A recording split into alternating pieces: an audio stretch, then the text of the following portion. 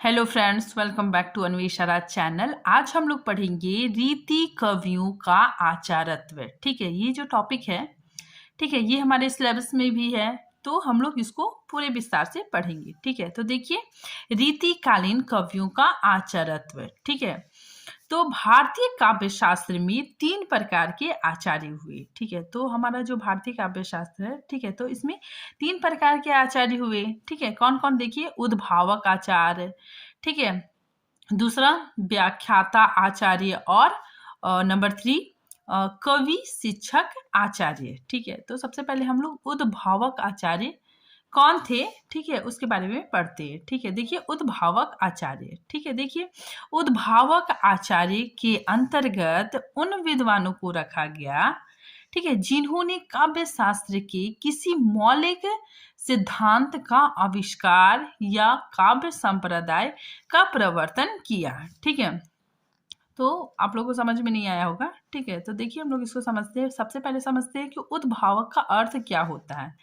ठीक है, तो उद्भावक का अर्थ क्या होता है? देखिए, जिसने मौलिक रचना की हो। ठीक है, जिसने जिसने क्या किया हो? मौलिक रचना की हो। ठीक है, मतलब किसी ग्रंथ, ठीक है, कोई ग्रंथ की रचना की हो। ठीक है, किसी कोई काव्य सृजन किया हो। ठीक है, तो वे आचार्य उद्भावक कहलाएंगे। ठीक है, जैसे उद्भावक का मतलब क्या हो गया? जैसे कि जिसने मौलिक रचना की हो। ठीक है, मतलब कोई ग्रंथ की रचना की हो या फिर कोई काव्य सृजन किया हो। ठीक है, एग्जाम्पल देखते हैं हम लोग। जैसे ये पेन है, ठीक है, तो पेन का जो आविष्कार जिसने किया, ठीक है, तो वो क्या कहलाएगा? उद्भावक कहलाएगा। ठीक है, तो आई होप आप लोगों को समझ में आ गया होगा कि उद्भावक क्या होता है। ठीक है, तो देखिए, उद्भावक का मतलब क्या होता है कि जिन्होंने काव्य शास्त्र के किसी मौलिक सिद्धांत, ठीक है, किसी मौलिक सिद्धांत का आविष्कार किया हो, ठीक है, उसे उद्भावक कहते हैं। ठीक है, तो उद्भावक किसे कहते हैं? जो क्या किया है? मौलिक सिद्धांत का आविष्कार किया है। ठीक है, तो उसे हम लोग उद्भावक आचार्य कहते हैं। ठीक है, देखिए, जिन्होंने किसी सिद्धांत की उद्भावन की अथवा विवेचना की। ठीक है, तो जिन्होंने किसी सिद्धांत की उद्भावना की अथवा विवेचना की। ठीक है, जैसे एग्जाम्पल हम लोग देख सकते हैं आचार्य वामन, ठीक है, आचार्य अभिनव गुप्त, ठीक है, ये उद्भावक आचार्य थे। अब हम लोग देखते हैं दूसरे नंबर पे कौन है? व्याख्याता आचार्य। ठीक है, देखिए, दूसरी श्रेणी में वे आचार्य आते हैं जिन्होंने काव्य के अंगों का, ठीक है, काव्य के अंगों का मौलिक व्याख्या की है। ठीक है, तो जिन्होंने क्या किया है? काव्य के अंग, जैसे रस, छंद, अलंकार हो गया, ठीक है, गुण, दोष, ठीक है, तो काव्य के अंग, ठीक है, रस, छंद, अलंकार का क्या किया हो? व्याख्या की हो। ठीक है, वे व्याख्यात आचार्य कहलाते हैं। ठीक है, आगे देखिए, यहाँ पे मैंने बहुत अच्छा से डिफाइन किया है। देखिए, काव्य शास्त्रों के अंगों, ठीक है, काव्य शास्त्र के अंग कौन हो गए? छंद, रस, अलंकार। ठीक है, तो काव्य शास्त्रों के अंगों की व्याख्या की हो। ठीक है, जिन आचार्यों ने काव्य शास्त्र के अंगों की व्याख्या की हो। ठीक है, मान लीजिए रस सूत्र है। ठीक है, मान लीजिए क्या है? रस सूत्र है। ठीक है, तो उसकी व्याख्या किसने किसने किया है? देखिए, कौन कौन आचार्य ने किया है? भट्ट लोलट, ठीक है, भट्ट शंकु, अभिनव गुप्त, ठीक है, भट्ट नायक करते हैं। ठीक है, तो ये व्याख्याता आचार्य होंगे। ठीक है, तो ये भट्ट लोलट, ठीक है, भट्ट शंकु, ठीक है, अभिनव गुप्त, ये सारे कौन होंगे? व्याख्याता आचार्य। ठीक है, क्योंकि इन्होंने रस सूत्र की व्याख्या की है। ठीक है, तो आई होप आप लोगों को समझ में आ गया होगा कि व्याख्याता आचार्य क्या होता है। ठीक है, व्याख्याता का अर्थ क्या है? कि जिन्होंने सिद्धांतों की, ठीक है, जिन्होंने क्या किया?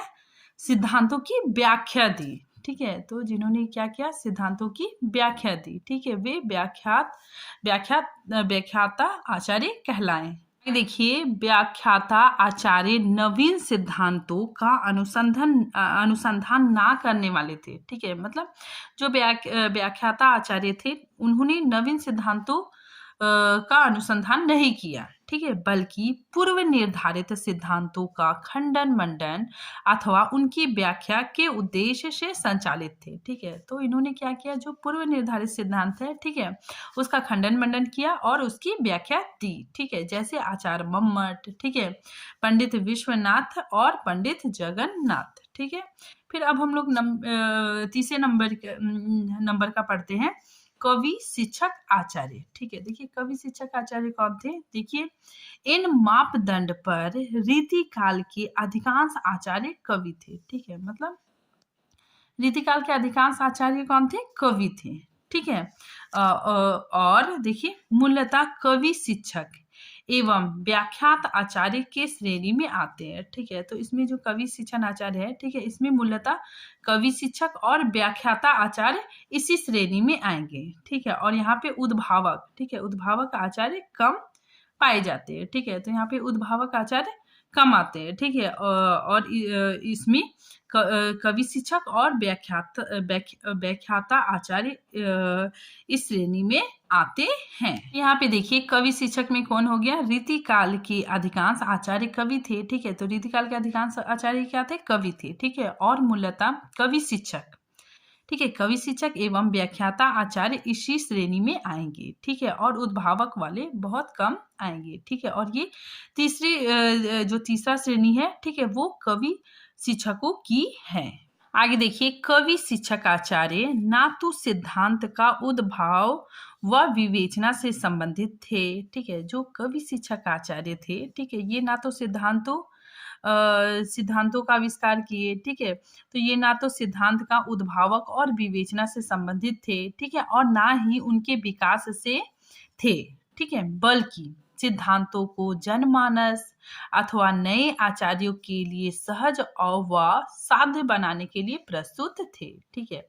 तो ये क्या करते थे, सिद्धांतों को जनमानस, ठीक है, अथवा नए आचार्यों के लिए सहज, ठीक है, सहज और साध्य बनाने के लिए प्रस्तुत थे। आगे देखिए इन आचार्यों में जयदेव, अप्पय दीक्षित तथा भानुदास मिश्र का प्रमुख स्थान रहा है, ठीक है। फिर आगे देखिए रीतिकाल काव्य में, ठीक है, रीतिकाल जो काव्य है उसमें प्राकृतिक का स्वतंत्र रूप से रचना करने वाले कवि सेनापति, ठीक है, प्रशंसनीय है, ठीक है। तो सेनापति जी ने स्वतंत्र रूप से प्राकृतिक का वर्णन किया है, ठीक है। और जो सेनापति है, ठीक है, ये प्रशंसनीय है, ठीक है, इन्होंने काफी अच्छी रचनाएं की है, ठीक है। आगे देखिए रीतिकालीन कवि अथवा ग्रंथकार दरबारी आवश्यकताओं के अनुरूप ही कवि कर्म से जुड़े हुए थे, ठीक है। इन्हें आचार्य नहीं कहा जा सकता, ठीक है, क्योंकि इन्होंने किसी मौलिक सिद्धांत की विवेचना नहीं की, ठीक है, और ना ही किसी सिद्धांत का खंडन मंडन किया, ठीक है। जबकि आचार्य का अर्थ क्या होता है, देखिए जबकि आचार्य का अर्थ होता है उद्भावन, ठीक है, उद्भावक अथवा विवेचन करने वाला, ठीक है। तो देखिए रीतिकाल के जो कवि थे, ठीक है, उन्हें मतलब आचार्य नहीं कहा जा सकता, ठीक है, क्योंकि उन्होंने मौलिक सिद्धांतों की का आविष्कार नहीं किया, ठीक है, मौलिक सिद्धांतों की विवेचना नहीं की, ठीक है। तो इसी वजह से इसे आचार्य नहीं कहा जा सकता, ठीक है। आचार्य रामचंद्र शुक्ल भी इन्हें आचार्य की श्रेणी में नहीं रखते हैं, ठीक है। रीतिकालीन आश्रयदाताओं का उद्देश्य मनोविनोद का था, ठीक है, ना कि काव्य शास्त्र के विकास का, ठीक है। ये कविता को काव्य शास्त्रीय ढंग से मात्र सुनाना और उससे मनोरंजन प्राप्त करना चाहते थे, ठीक है। तो जो रीतिकाल के कवि थे, ठीक है, वो राजाओं के अंडर में रहते थे, ठीक है, और उनका मेन उद्देश्य राजाओं को खुश करना था, ठीक है। इसीलिए वे काव्य शास्त्रीय ढंग से मात्र सुनाना और उनका मनोरंजन करना चाहते थे, ठीक है। यही कारण है कि रीतिकालीन रचनाकारों ने अपने मुक्तकों के सहारे इनकी मतलब राजाओं की, ठीक है, कामोत्तेजना को और उद्दीपित किया तथा धन अर्जित किया, ठीक है। रीति मुक्त धारा को आचार्य शुक्ल ने इस काल की मुख्य धारा से अलग करके इसे रीति काल के कुछ अन्य कवियों के खाते में डाल दिया है, ठीक है। यद्यपि इन कवियों की कलात्मक उपलब्धि की शुक्ल जी प्रशंसा की है, ठीक है। तो जो शुक्ल जी है, ठीक है, आचार्य शुक्ल है, ठीक है, इन्होंने जो मुक्ति रीतिकाल के कवि है, ठीक है, उन्हें आचार्य की श्रेणी में नहीं रखा है, ठीक है। और लेकिन आचार्य रामचंद्र शुक्ल, ठीक है, इन कवियों की जो कलात्मक उपलब्धि है, ठीक है, उसकी प्रशंसा की है। आचार्य शुक्ल जी का मत से वे आचार्यत्व की कसौटी पर भी असफल रहे, ठीक है, और कवित्व के क्षेत्र में इनका योगदान बहुत महत्वपूर्ण नहीं हो सका, ठीक है। तो आचार्य शुक्ल जी मानते हैं कि जो रीतिकालीन कवि है, ठीक है, वे आचार्यत्व की कसौटी पर भी असफल रहे, ठीक है, और कवित्व के क्षेत्र में इनका योगदान बहुत महत्वपूर्ण नहीं हो सका, ठीक है, क्योंकि इन्होंने उच्च कोटि की रचनाएं नहीं रची, ठीक है। देखिए, सर्वप्रथम इन कवियों के आचारत्व के निरूपण पर विचार करने से हम पाते हैं कि इनके द्वारा आचारत्व निरूपण का कार्य दो रूपों में हो सकता है, ठीक है। तो हम लोग पाते हैं कि जो आचारत्व निरूपण का कार्य है, ठीक है, वो दो रूपों में हो रहा है, ठीक है।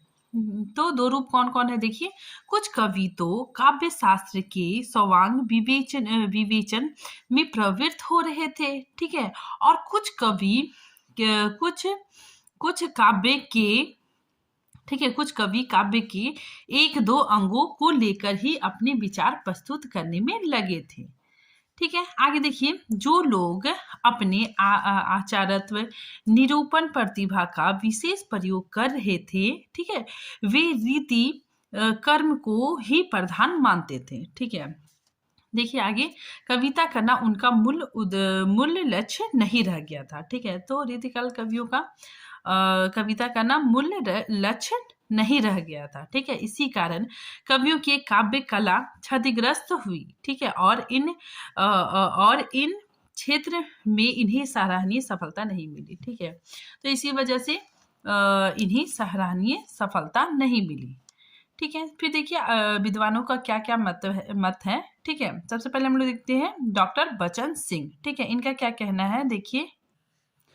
डॉक्टर बचन सिंह ने इन्हें आचारत्व और कवित्व दोनों ही श्रेणियों में उत्कृष्ट नहीं माना है, ठीक है। इन्होंने कहा है कि आचारत्व के मोह से इन निसर्ग सिद्ध कवियों की कविताओं के पांव में लोहे श्रृंखला का कार्य किया है, ठीक है। तो डॉक्टर बचन सिंह भी इन्हें आचारत्व और कवित्व दोनों ही श्रेणियों में उत्कृष्ट नहीं मानते हैं, ठीक है। आगे देखिए, डॉक्टर नागेंद्र क्या कहते हैं, इनके सरस उदाहरण, ठीक है। तो इन कवियों के जो सरस उदाहरण और कविता रचना को ही आचारत्व को प्रभावी करने वाले कारकों के रूप में देखते हैं, ठीक है। तो ये प्रभावी करने वाले कारकों के रूप में देखते हैं, ठीक है। फिर देखिए, आचार्य रामचंद्र शुक्ल, आचार्य रामचंद्र शुक्ल भी इन्हें आचारत्व नहीं मानते, ठीक है। तो देखिए, आचार्य शुक्ल इन्हें आचारत्व नहीं मानते, ठीक है, लेकिन इनकी कविता की भाव प्रावणता और सहजता की ये प्रशंसा करते हैं। ये आचार्य द्विवेदी, ठीक है, आचार्य द्विवेदी का क्या मानना है, देखिए, आचार्य द्विवेदी ने भी रचनाकारों के वर्ग को निर्धारित करते हुए इन्हें उत्तरकालीन संस्कृत साहित्य की सामग्री से ही प्रेरित माना है, ठीक है। आगे लिखते हैं, यह उचित है कि रीति रचनाकार या ग्रंथकार मौलिक उद्भावक नहीं थे, ठीक है। तो ये मौलिक सिद्धांतों की रचना नहीं करते थे, ठीक है। तो ये मौलिक उद्भावक नहीं थे, परंतु इनके आचारत्व को कुछ महत्वपूर्ण क्षेत्रों के लिए महत्वपूर्ण माना जा सकता है, ठीक है। परंतु इनके आचारत्व को, ठीक है, ये बोलते हैं कि परंतु इनके आचारत्व को कुछ महत्वपूर्ण क्षेत्र के लिए महत्वपूर्ण माना जा सकता है, ठीक है। तो आज ये टॉपिक यहीं पे खत्म होता है, मिलते हैं नेक्स्ट टॉपिक के साथ, तब तक के लिए थैंक यू।